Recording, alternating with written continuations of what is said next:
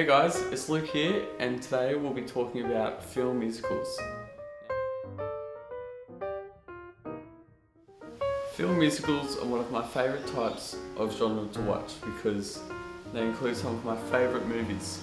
But before we get started, I may as well talk to you about some very important facts relating to film musicals. The first film musical that was created was The Jazz Singer by the Warner Brothers in 1927. It was the first film to combine singing, dancing and music onto a single screen production. Also, there is a very mentionable name that I must share with you. Busby Berkeley was one of the most successful and greatest film musical choreographers. He was able to create kaleidoscopic images which were symmetrical, asymmetrical, and it was also pleasing to the eye. Let's start off with the structural codes of film. These are the elements that communicate the story's meaning and significance. These components can include the storyline, messages within the film, and themes. For example, romance, drama, comedy, or fantasy. In film musicals, we can see how these structural codes are used. Most of these films contain some sort of love triangle.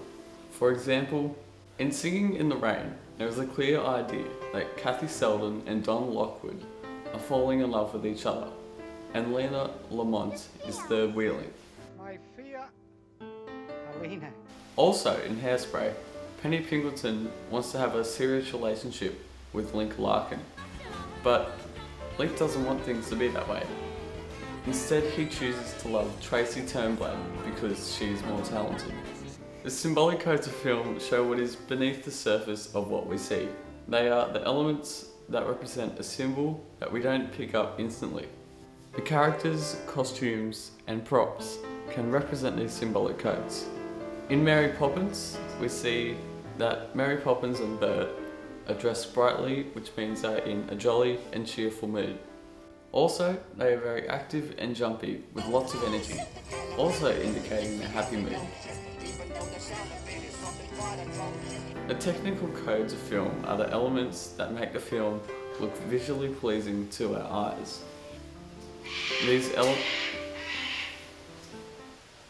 elements can involve filming techniques and methods such as shot types, angles, movements, editing, and music. We can also notice how these elements are used in this genre.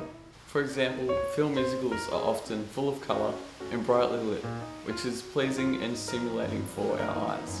Also, there is a noticeable difference with the camera work. There are aerial camera swoops to show the amount of dancers or actors in a scene, dollies and pans to get different views and perspectives from a shot, and complex montage methods to show the amount of variety. In High School Musical 3, the set is brightly lit and vibrant with the colour red to show that they are supporting the basketball team. There are also numerous amounts of aerial camera work to display the amount of dancers or actors in a single shot. Additionally, there are multiple jump cuts to show the complex montage methods. Within film musicals, there are a number of different people groups. For example, the males are represented differently to females, and different races are representing the variety of cultures. But today we'll be focusing on the males within the genre of film musicals. In typical film musicals, it is shown that there is a guy that wants to fall in love with a girl. We can find this in Hairspray, Singing in the Rain, and High School Musical. The males are represented by being the top dog or the leader of the group, which is usually the one with the most talent. However, males can also be represented as the bad guys of the movie. These guys will seem kind of seedy or dodgy. So that's it for today, guys. I hope you were able to take something away from this video, or maybe you learned something new. Be sure to check out last week's video, and don't forget to like this one. Until next time, catch you later.